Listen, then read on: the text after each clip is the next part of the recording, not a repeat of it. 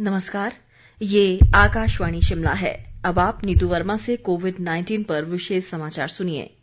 देश भर में 18 वर्ष से अधिक आयु वर्ग के लिए सरकारी केंद्रों पर निशुल्क कोविड टीकाकरण अभियान जारी है। युवाओं से आग्रह है कि टीका लगवाएं और अन्य लोगों को भी इसके लिए प्रोत्साहित करें।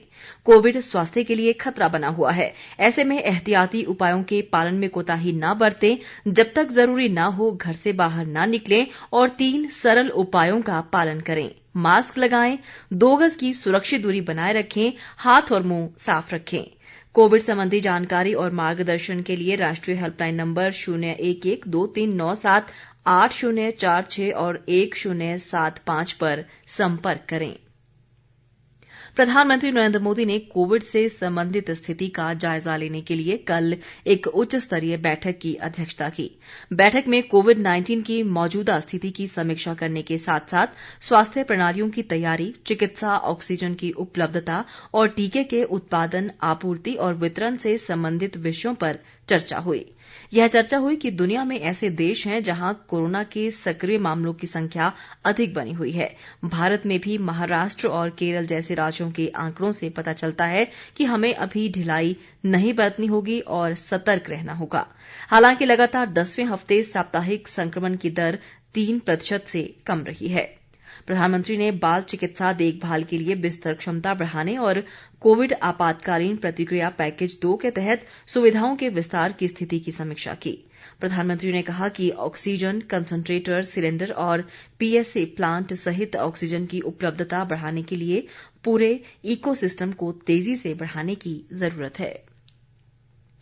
कोविन ने एक नया एप्लीकेशन प्रोग्रामिंग इंटरफेस अपने ग्राहक के टीकाकरण की स्थिति को जानो विकसित किया है। यह कोविन के माध्यम से किसी भी व्यक्ति के टीकाकरण की स्थिति के बारे में जानकारी उपलब्ध कराएगा।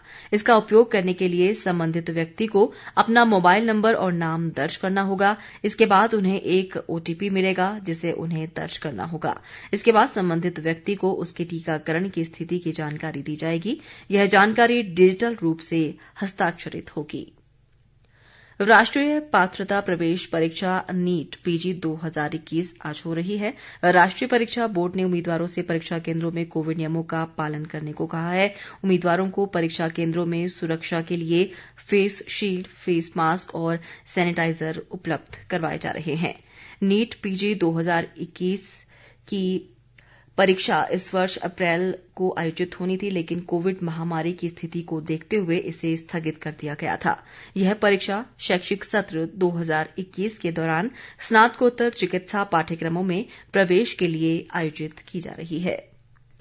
प्रदेश में कोरोना संक्रमण के मामलों में बढ़ोतरी जारी है। प्रदेश में कोरोना के आज अभी तक 26 नए मामले सामने आए हैं। इनमें सबसे अधिक 12 मामले बिलासपुर जिला में दर्ज किए गए। इसके अलावा शिमला में 7, मंडी में 5 और चंबा व सिरमौर में 1-1 मामले की पुष्टि हुई है। इसी के साथ राज्य में कोरोना पॉजिटिव मामलों की संख्या बढ़कर 2,15,463 हो गई है। इनमें से 1,501 मामले सक्रिय हैं। प्रदेश में आज 205 लोग कोरोना से स्वस्थ हुए। राज्य में आज कांगड़ा और शिमला जिलों में कोरोना महामारी से 1-1 मरीज की मौत भी हो गई। प्रदेश में अब तक 3,616 लोगों की कोरोना से मौत हो चुकी है। देश में कोविड-19 से स्वस्थ होने की दर 97.49% हो गई है। कोरोना संक्रमण से अब तक 3,23,74,497 लोग स्वस्थ हो चुके हैं।